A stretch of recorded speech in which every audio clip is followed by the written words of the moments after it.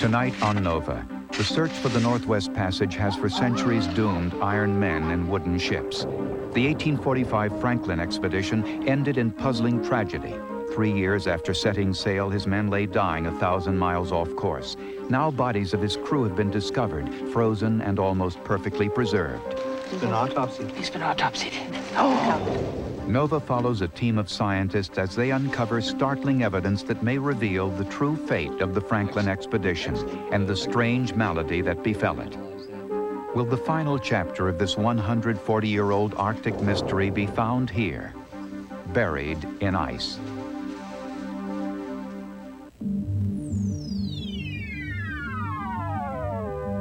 Major funding for Nova is provided by this station and other public television stations nationwide. Additional funding was provided by the Johnson & Johnson family of companies, supplying healthcare products worldwide. And by Allied Signal, a technology leader in aerospace, electronics, automotive products, and engineered materials.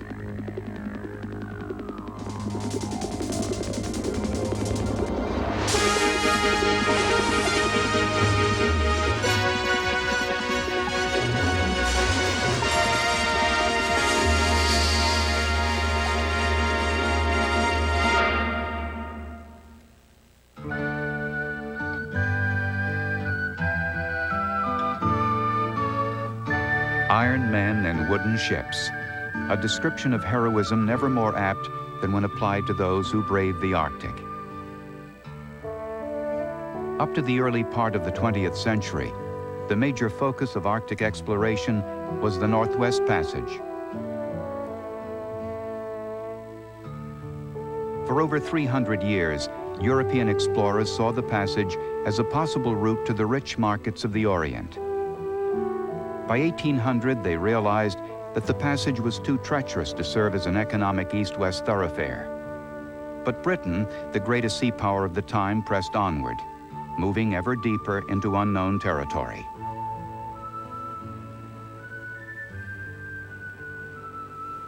By the 1840s, the push to complete the charting of the Northwest Passage had become a powerful national obsession.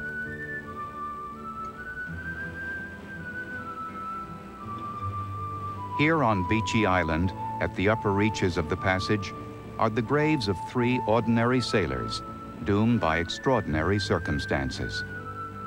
To modern-day scientific explorers, these graves are time capsules, a window into the lives and deaths of men who challenged the Arctic, and into a compelling mystery until now frozen in time.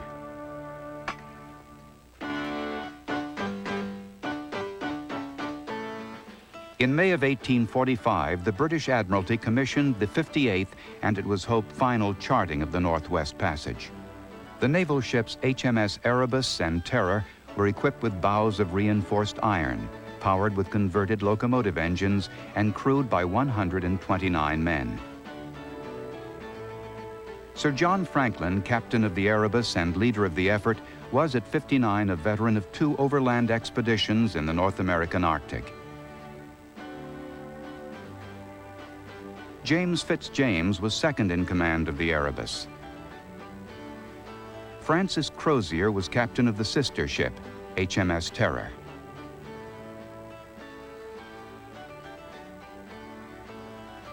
The Franklin expedition was last seen 2 months after departure, moving in Lancaster Sound, north of central Canada in the Arctic archipelago. According to a recovered document, the Erebus and Terror circumnavigated Cornwallis Island and wintered off Beechey, a tiny island to its east. In early summer of 1846, Franklin steered his ships in a southwesterly direction toward King William Island. Since his maps indicated that King William was unpassable on the eastern side, Franklin stayed to the west. By September of 1846, the 2 vessels were hopelessly entrapped in pack ice, 15 miles from King William Island. There was to be no spring thaw that year, nor the next.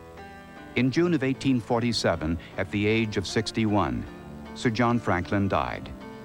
By the 22nd of April, 1848, 8 other officers and 15 crewmen were dead.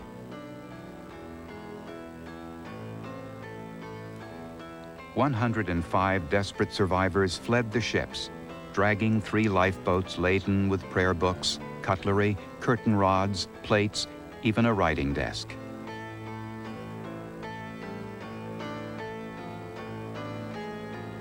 The sailors trekked down the coast of King William Island, hoping to make their escape to a Hudson Bay post 1,000 miles to the south.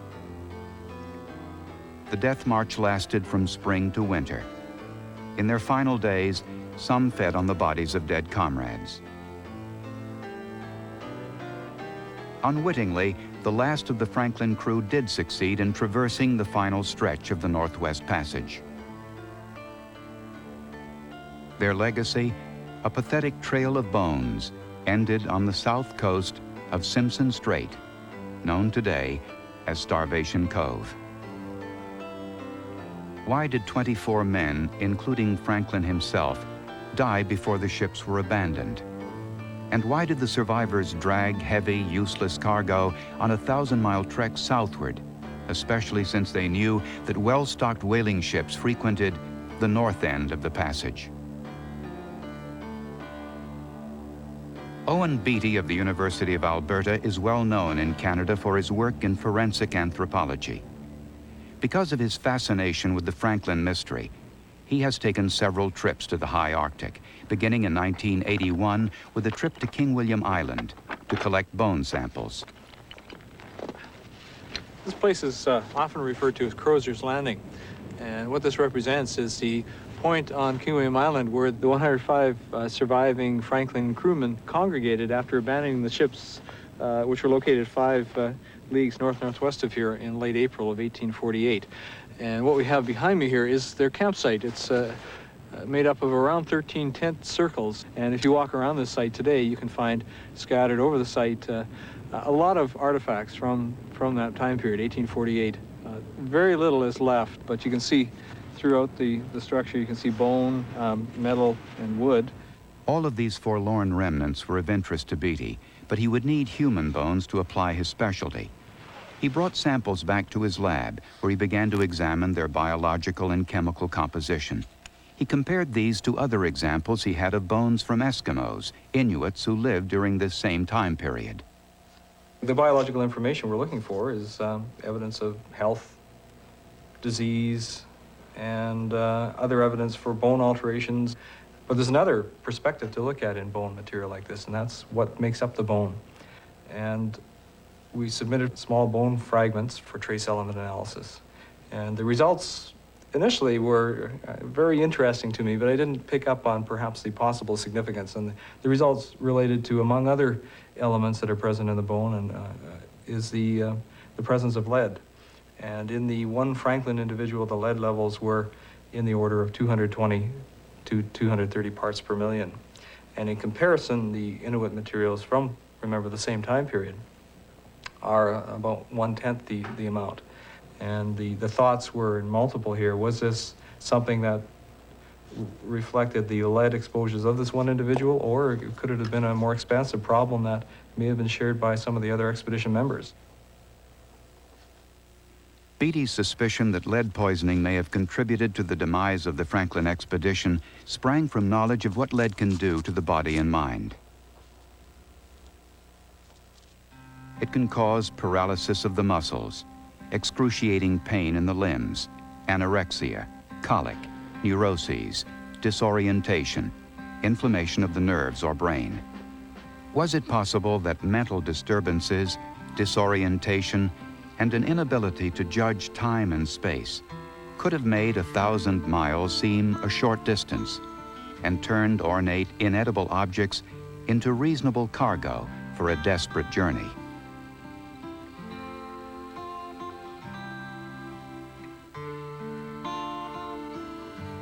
It had long been known that there were 3 graves on Beechey Island from sailors who died early in the expedition. In 1984, Beatty and his team traveled to Beechey to investigate one of the graves, that of Petty Officer John Torrington of the HMS Terror. The findings were staggering. John Torrington's body was almost perfectly preserved. The samples taken revealed that the body's lead levels, though not as high as that in the bones of the sailors found on King William, were still 5 times higher than Inuit bones from the same time period. Could it be that the lead intake over the course of the expedition slowly poisoned the unwary sailors?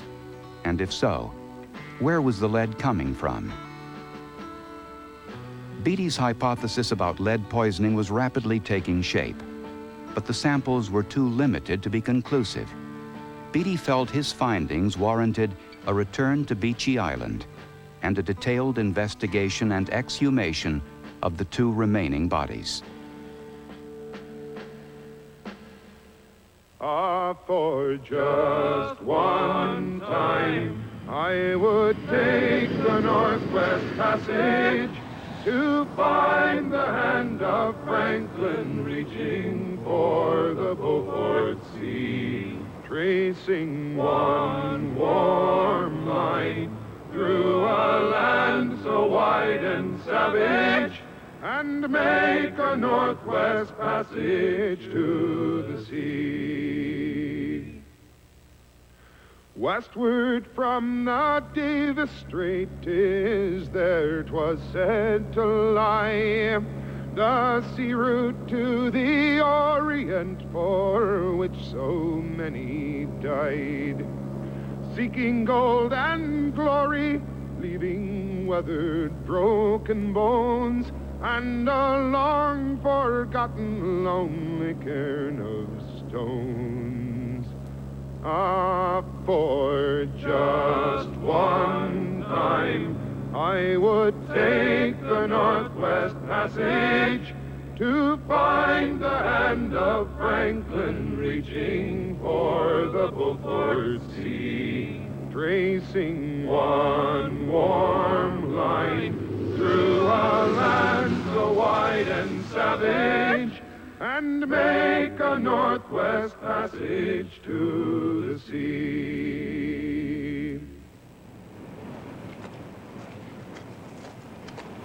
Owen Beatty's research permit is for just over 2 weeks.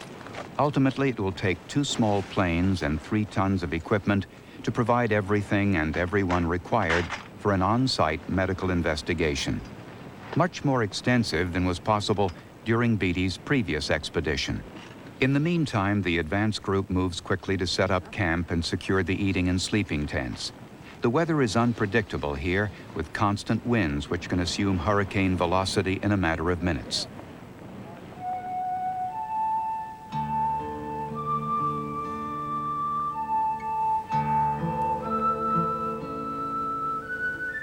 This desolate island, 900 nautical miles from the North Pole, hundreds of miles north of the Canadian coast, would be both home and laboratory for Beatty and his team. Before exhumation work begins, he has time to reacquaint himself with Beechey Island, retracing the footsteps of more than a century of fellow searchers.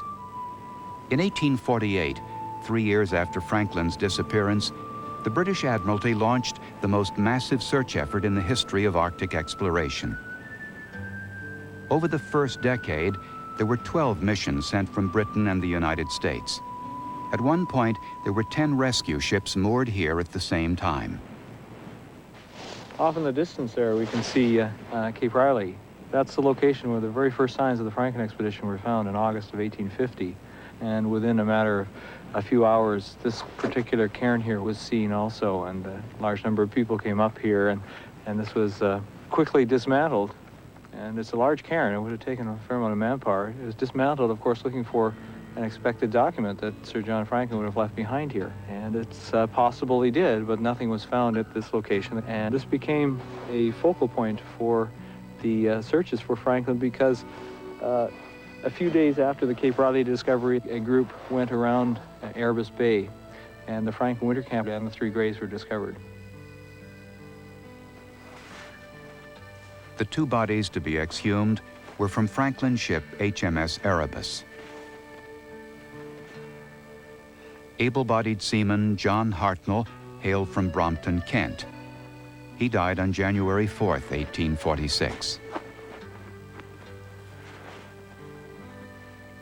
William Brain was a private in the Royal Marines when he died on April 3rd of the same year.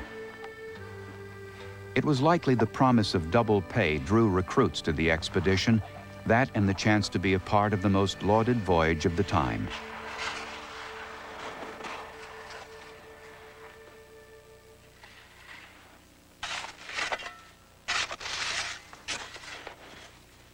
Today is June 8th, 1986, the bicentennial year of Franklin's birth. Summer is the only possible time for a disinterment of this nature.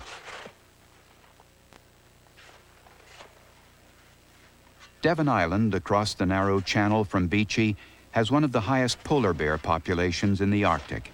Rifles and flares are always at the ready. Get away. For added protection, a bear dog has accompanied one of the team members, Joe Ely Nunjag from Resolute. Keena's job is to warn the research group if a polar bear should enter the camp.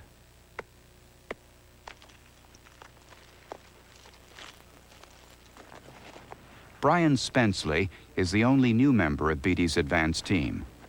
Spenceley is related to John Hartnell. It's about the same as last time now. I'm still overexposing by 2 stops.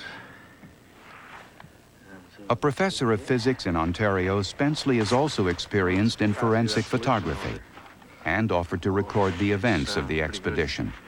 I suspect it'll cope with everything that we've got here.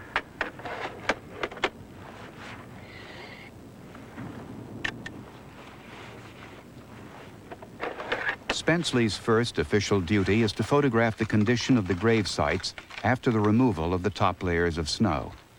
The photographs will provide a visual record of the site when the time comes to restore it to its original condition, a requirement of Canadian law. Once Spenceley has taken his photographs, project archaeologist Eric Damjar and team member Arne Carlson begin the construction of a grid over the grave of William Brain. Measurements are taken in 3 dimensions so that even the contours of the grave will be accurately recorded for restoration of the site. That looks good. Okay. So 2 meters, 41. I'm on the surface of a rock here.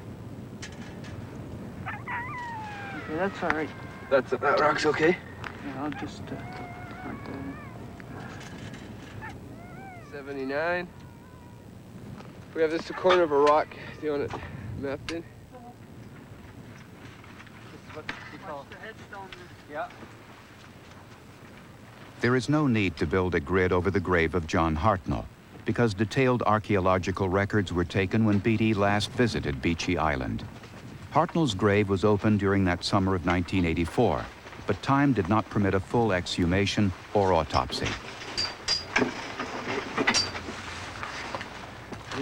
I love these 80-pound rocks.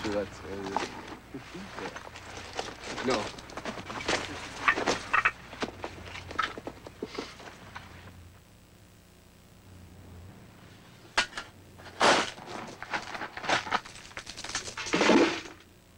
There are few places on Earth as inhospitable as Beachy Island. The ground is gravel, loose limestone shale on the surface with permafrost below. It is this permafrost which acts as a mummifying agent, preserving, at least partially, any organic matter contained within it.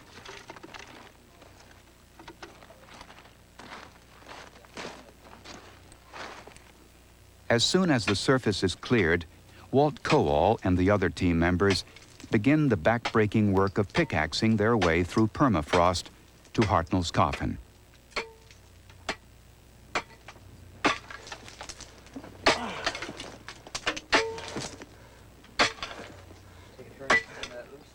After a few moments, Jim Savell will take over and dig until he, too, is forced to take a break.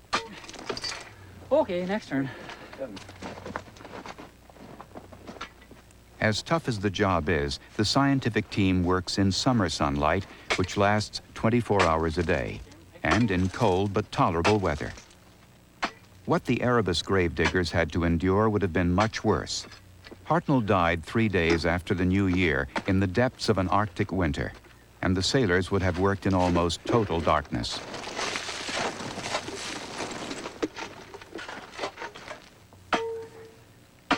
You have to undercut so that the headstone doesn't fall in the grave.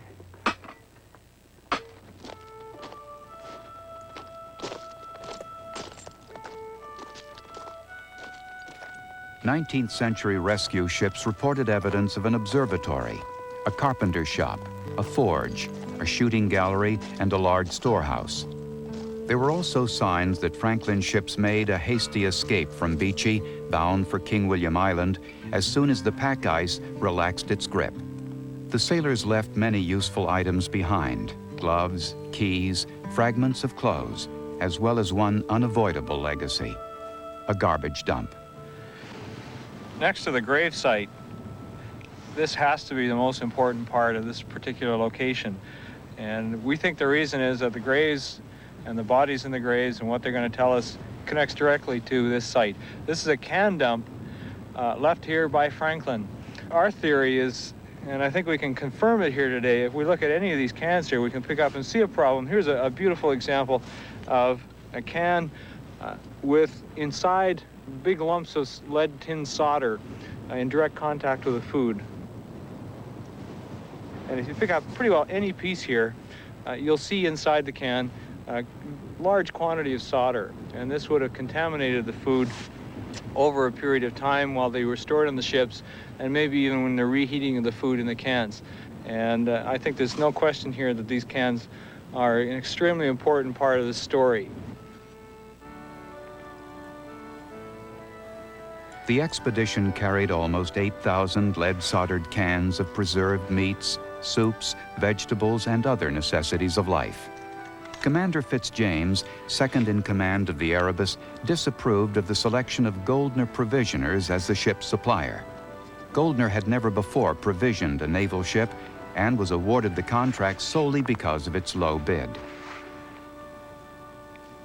In 1852, a search mission funded by Franklin's wife, Lady Jane Franklin, and headed by Commander Inglefield, exhumed John Hartnell's grave. The diggers badly damaged the lid of the coffin and removed the plaque attached to it. Beatty's team members are careful to avoid any further destruction of the aged and fragile wood. Yeah, that spot there, I think. We just establish the top. Okay. Use it as reference. There it is, reference. Scored it slightly, but if we can keep that to a minimum. Now, That now blue is really definite. Okay, now we will just work around this part. So then we've established it's blue. Yeah. Just like the Torrington's was. It has taken over 20 hours of steady work to dig down to the coffin of John Hartnell, which is left encased in a layer of frozen gravel. The coffin will not be opened until a second plane load of medical and scientific experts arrives at the site. There's little bits of this blue cloth everywhere. You should watch for that. Okay. That may have been from the 1852 Yeah. excavation. The crew now turns its attention to the grave of William Braine.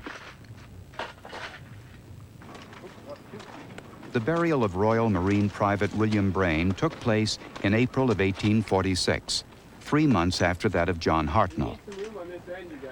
Okay. Perfect. It's a very complicated grave. Some of the rocks look like they've been here a long time. It may not have been dug into by the British when they were here in the 1850s. So really, by moving every one of these rocks here, we really don't know what's underneath or what to expect. And it's unknown even how deep the individual is. If it's following the pattern of Hartnell from the same ship, it will be less than a meter below the surface by the top of the coffin, but that's a guess. The fact that it is undisturbed is just a guess at the moment. You know, and another indication that this thing hasn't been disturbed seems to be that the underside of these rocks are not weathered as much as the upper surface. And it's pretty unlikely that they would have placed all the unweathered surfaces down if they had disturbed this. Good. What we're doing at the moment is to uncover all these surface features that you can see. We're numbering all the rocks, putting identifications on the rocks so that we can reposition them exactly. We're reconstructing the site. That one. It's basically flat. The last one weighed 400 pounds, but I think this one might. Ready? Yeah. And up. Oh, it's not bad. Touch it on it. Just trip and feel it.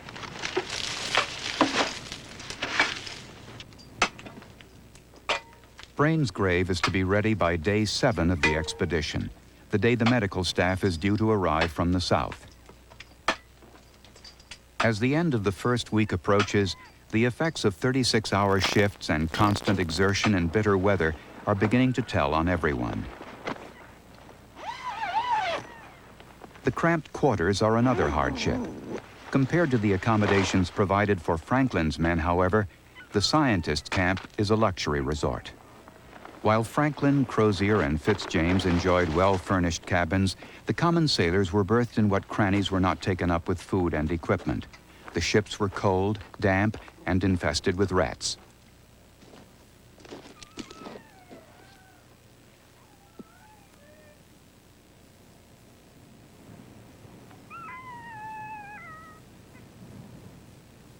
Then, as now, polar bears prowled the coastline, completely unpredictable and totally unafraid of anything in their path. As a Royal Marine, one of William Brain's assigned duties would have been to protect the unarmed sailors against attack. On day 6, the diggers accelerate their pace. According to Beatty's timetable, his team of medical specialists should have landed in Resolute before making their final flight into Beachy. We can only make buildings out of this stuff. Yeah.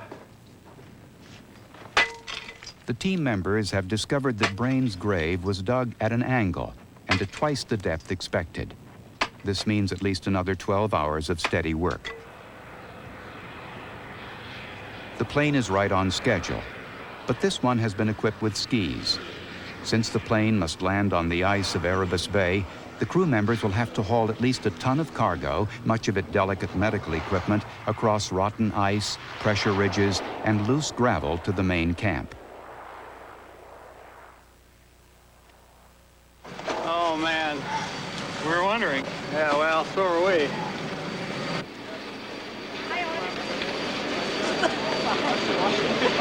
Hey, Barb. Hello, Eric. Nice to see you. That's a heavy one. Probably goes close to 200.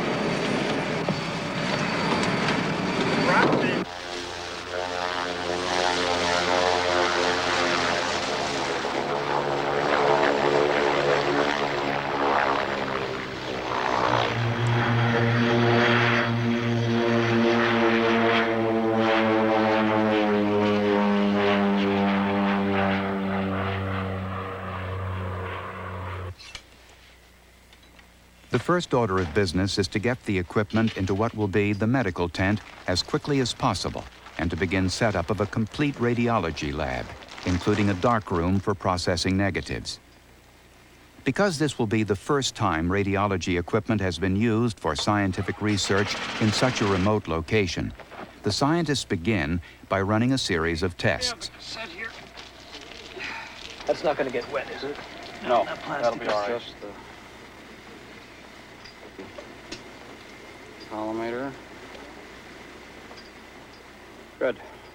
Derek Notman, part of a select medical team from Minneapolis, is a radiologist with considerable experience in the examination of mummified remains. Lawrence Anderson will handle the technical aspects of the X-ray procedure. Should do it, yeah. Let's try a 10th at 80. Well, Derek, I think a 10th of a second does better than 2/10. That one is over-penetrated, isn't it? You can make out the outline there. It's probably good detail if we had a hot light here, but north of the Arctic Circle, we don't have that kind This of is much equipment. better as far as general penetration. This test shot really gives us the information that the technique works. With the medical people now on Beachy, the exhumation of the first body, John Hartnell, can resume. Pail after pail of warm water must be used to thaw Hartnell's coffin. a wood fragment found amongst the gravel at the northwest end of the coffin. The wood fragments scattered in the gravel are pieces of the coffin lid, damaged during Inglefield's 1852 excavation. What your eyes are drawn to first is this large area of damage. There's two different kinds of damage here, one intentional and one unintentional. The intentional damage was this piece of material that was removed by Inglefield in 1852. You can see the pickaxe marks along the side of the coffin that goes right through the coffin lid to the box. For now, Barb Schwager, an Arctic clothing specialist, can only observe. But in a matter of hours, she, along with pathologist Roger Amy and the other scientists, will have more than enough to keep them occupied.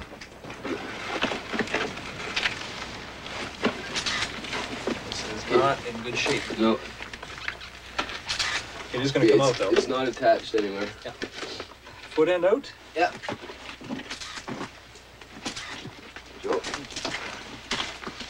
Wow. Bit of discoloration in there. Careful. Wait right down here. Good. Well, the water flowed back in, didn't it? Yep. Interesting pattern there with the almost, I don't know if it's layers or sort of fingers of ice there. Right here, yeah. Well, all of it, it's not just solid. Okay, that's the That's his chest. I guess. shroud, yeah. And if we recall, I don't think his face is very far below that. Nope.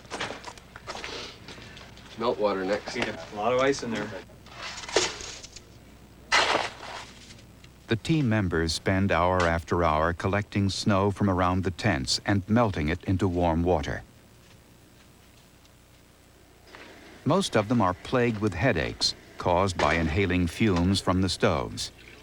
The heated water is applied in stages to allow the ice to melt slowly and without damage to the body.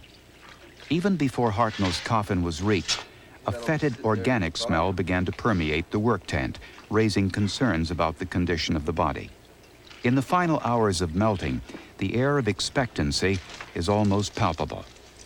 Everyone is preparing themselves for their first view of John Hartnell's face.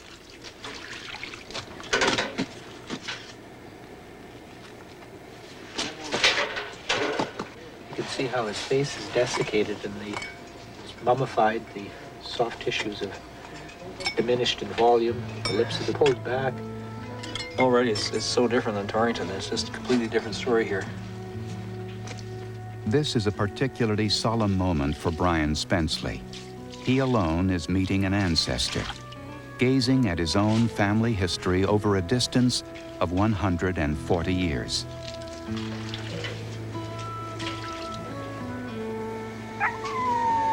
Coming off good? Good. See if anything is loose here. Nice seam up along the shroud. Now we can just start showing up the shirt. Still some ice there.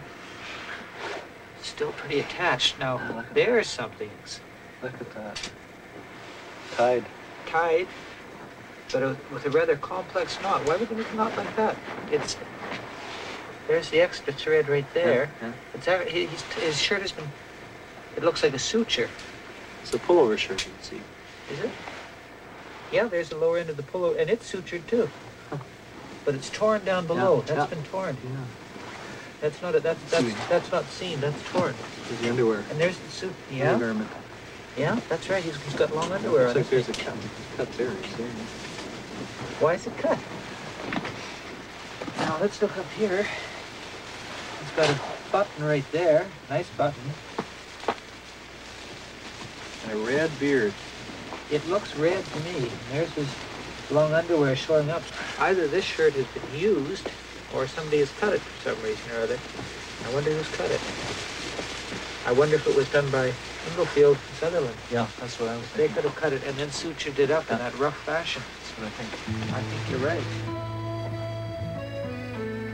The Erebus crewmen took great care in creating John Hartnell's resting place.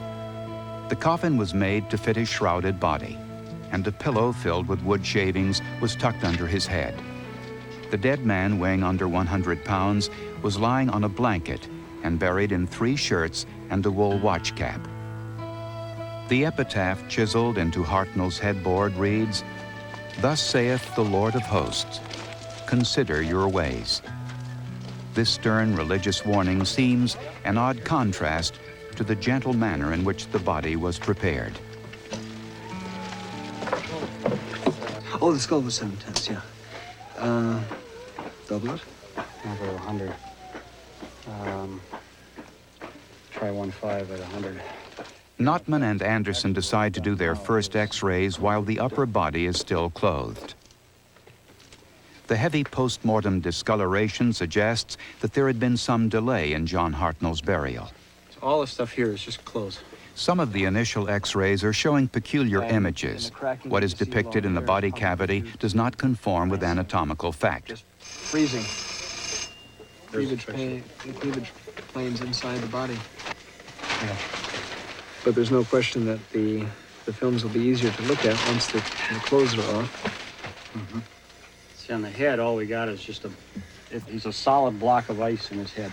There's no sense in jumping off elsewhere. And we're not going to do any other body parts now. We'll let Barb do it for the clothing. What the hell has he got up in the shoulder?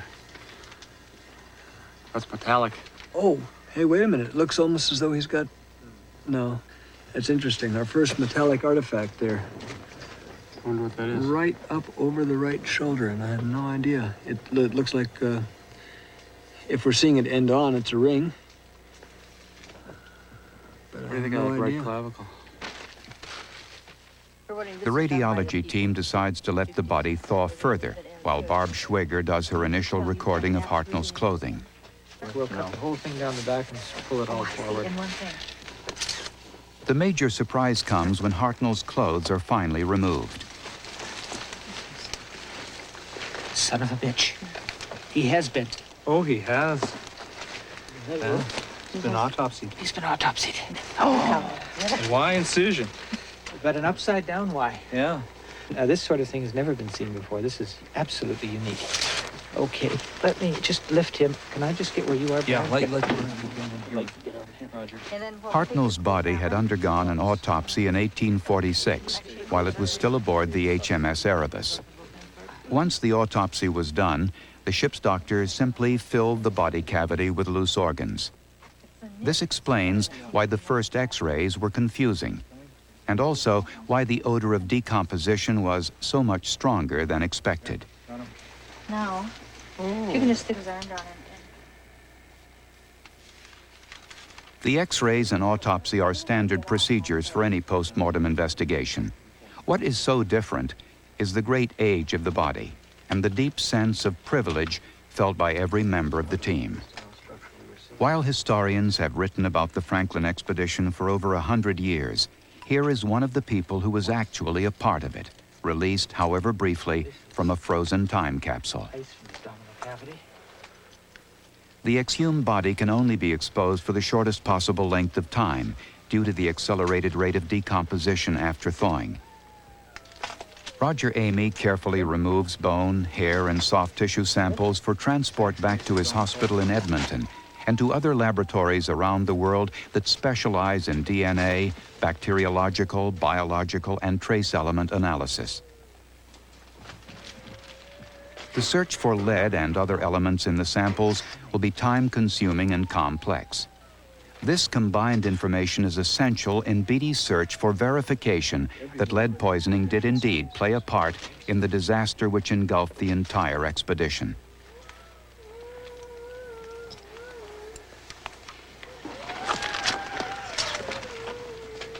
We have to lift this saw, so that we can see this properly.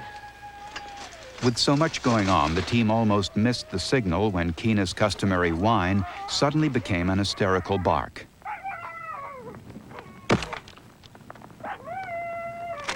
A polar bear had wandered into the middle of camp and was nose to nose with the terrified dog.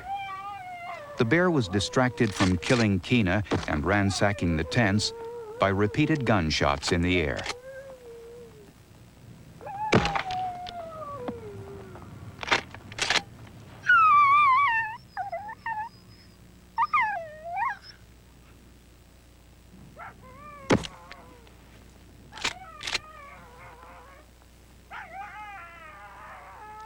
The team has less than 5 days to finish their scientific investigation of both bodies. But the bear episode does serve to remind everyone that they could use a break after 18 hours of non-stop activity.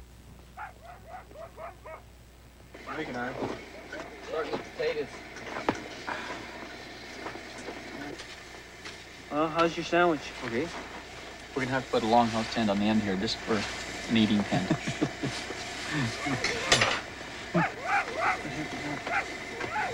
That's a dog attacking the food. Is that all? We had about 10 pounds of hamburger out there. Yeah. And the dog got into it. So that She's eating well. That was the end of that.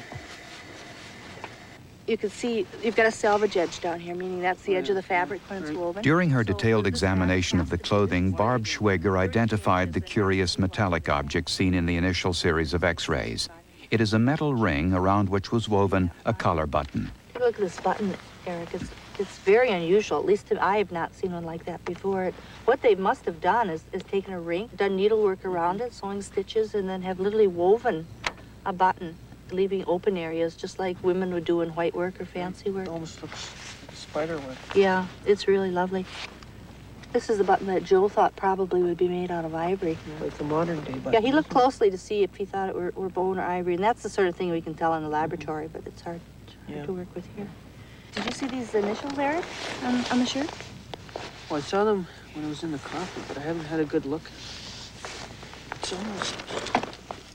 I have a glass here, magnifying glass if you want, but it says TE 1844. Yeah, we've been speculating what they stand for. I would guess, and others have mentioned that possibly it's the person who made it. Initials of the seamstress. Less than 2 years Sure, after the shirt was made, its owner sickened and died here, thousands of miles from his home. Donald Bray of Surrey, England, is a direct descendant of John Hartnell. One of Bray's most precious possessions is a letter written by Sarah Hartnell to her sons, John and Thomas, both able sailors on the Franklin expedition. Because she was ill, Sarah was concerned that she would not live to see her sons return. The letter was written almost a year after John's death. Due to her heart condition and the anticipated length of the expeditions being away, she conceived it as unlikely she would ever meet them again. And she expresses herself on that subject quite poignantly. My dear children, I have great pleasure to have a chance to write to you. I hope you are both well. I assure you I have many anxious hours about you, she continued, but endeavor to cast my cares on him who is too wise to err and too good to be unkind. If it is the Lord's will, may we be spared to meet on earth. If not, God grant that we may all meet around his throne. To praise him to all eternity are the prayers of your affectionate mother, Sarah Hartnell.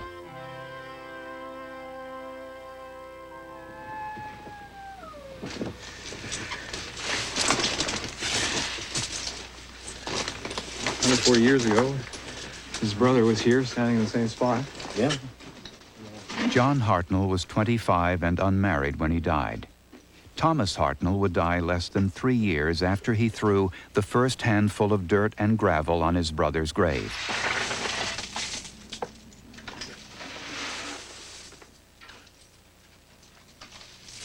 For Thomas Hartnell, there would be no marker to commemorate his passing.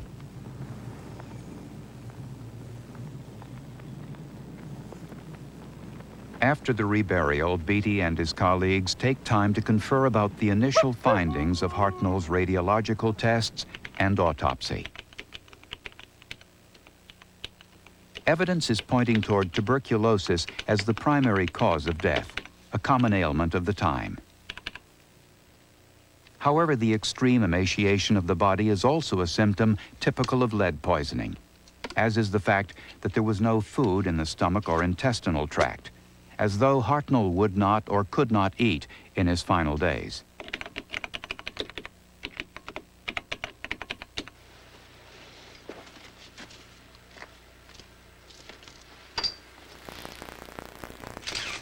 Soon after the final clearing of William Brain's coffin, the research team makes a major discovery. An embossed copper plaque in the shape of a shield is attached to the lid. The inscription on the plaque confirms that William Brain was a Royal Marine of the 8th Company, Western Division on the ship HMS Erebus. Died April 3, 1846, aged 33 years. The upper part of Brain's grave showing the plaque. It takes 8 hours of melting to expose the body of William Brain. The face is covered with a red kerchief made of cotton, possibly one of Brain's prized possessions. Stubble there, look at the stubble. Be really careful here. This is pretty delicate. There's a beard. Curly. Dark. Trimmed on the chin. Look at that bad tooth there. Just let me check if it's frozen. Oh, looks all right. An exposed pulp cavity in that tooth. Okay. Okay, here we go. Just loose down here. This is ear.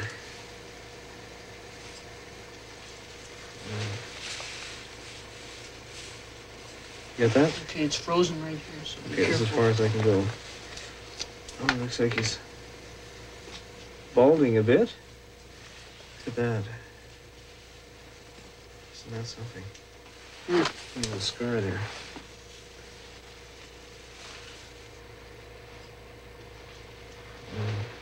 It's amazing how well preserved the upper part is.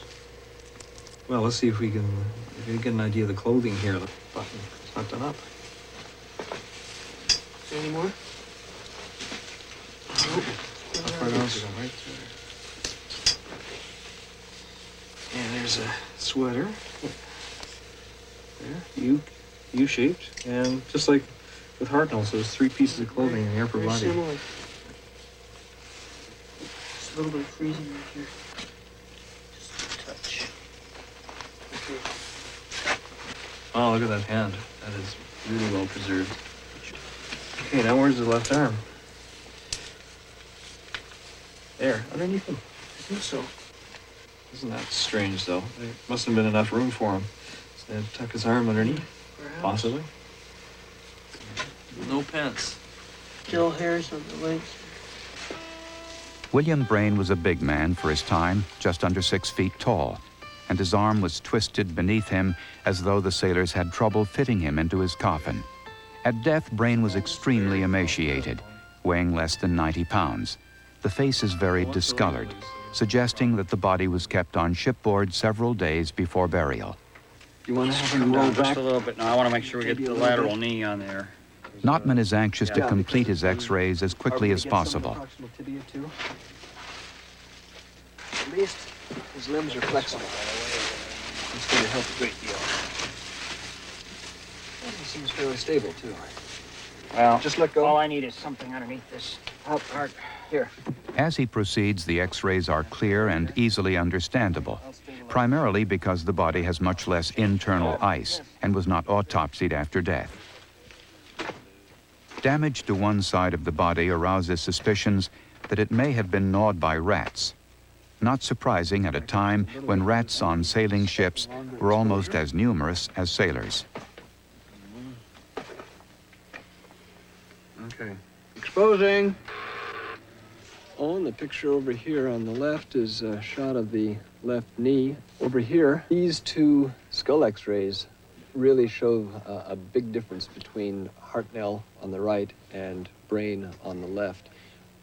We had a great deal of difficulty with Hartnell's skull initially because we could not penetrate the amount of ice that was inside. It's just one dense solid block of ice. With Brain, on the other hand, we could penetrate the skull and show the bony details almost immediately. And this is an excellent technical picture. We'll be able to analyze that in greater detail under appropriate lighting conditions. Again, this is absolutely standard autopsy technique. There's nothing new and exciting about it. Do these show the same characteristics as Hartnell's? Not yet, no. Characteristic I've seen on Hartnell's was calcification. Yeah. Of course, it's a sensation, you feel it, and these ones don't feel particularly hard yet. Mm-hmm. I would be actually somewhat surprised if he didn't have tuberculosis. During the process of collection, a sample of intestinal flora was removed from William Brain's intestines. This bacteria, known as Clostridia, was later cultured successfully under laboratory conditions. Brain's stomach is devoid of food. Like Hartnell, his state of emaciation also conforms with high lead intake, although nothing conclusive can be determined until all trace element data is analyzed in a laboratory. While the plaque attached to Brain's coffin is a remarkable artifact, it too will be reburied.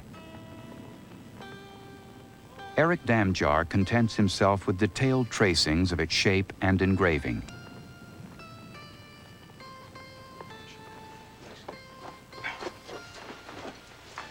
William Brain is accorded the same respect in his reburial as John Hartnell. Born in Oak Hill, Somerset, William Brain was married in Greenwich. No record has been found of children from Brain's marriage, nor have any confirmed descendants come forward.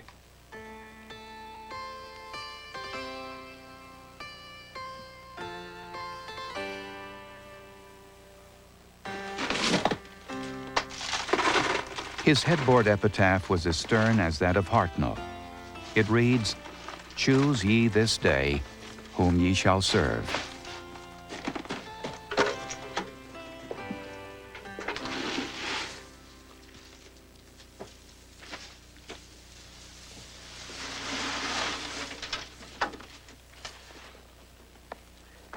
Once the coffin has been covered, the research team begins the process of returning the grave site to its original condition.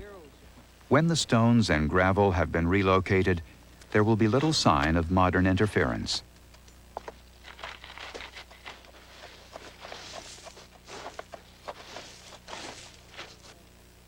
It would take 2 years or more for all the bone, hair, and soft tissue samples gathered here to be fully analyzed and understood. From preliminary findings, the scientists have determined that both men suffered from severe tuberculosis and probably died from pneumonia. The levels of lead found in the bone of John Hartnell, as well as that of William Brain, were consistent with Owen Beatty's earlier findings in the case of Petty Officer John Tarrington. The amount of lead was found to be 3 to 4 times higher than in normal modern human bone. Preliminary hair samples indicated lead levels ranging from 20 to 90 times current acceptable levels.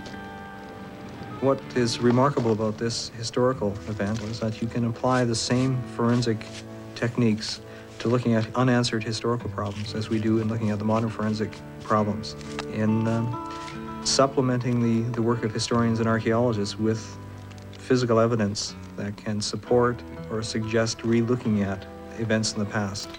Franklin expedition is one of these, where there was a mass disaster. It is a forensic problem in trying to determine the events that led to the disaster.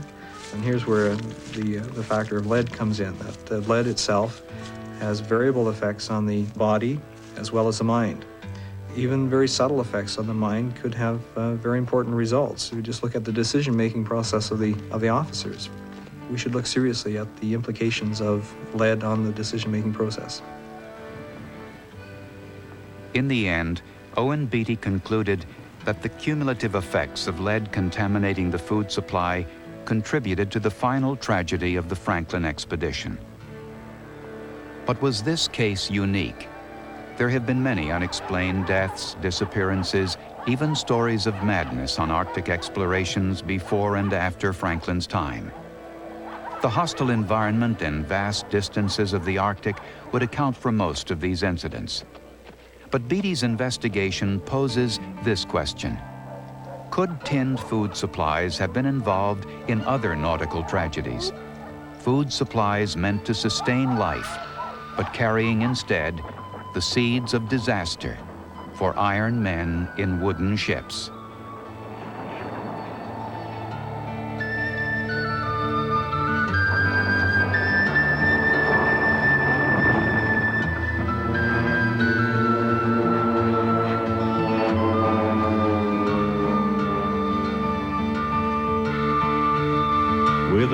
100 seamen he sailed away to the frozen ocean in the month of May to seek that passage around the pole where we poor sailors do sometimes go.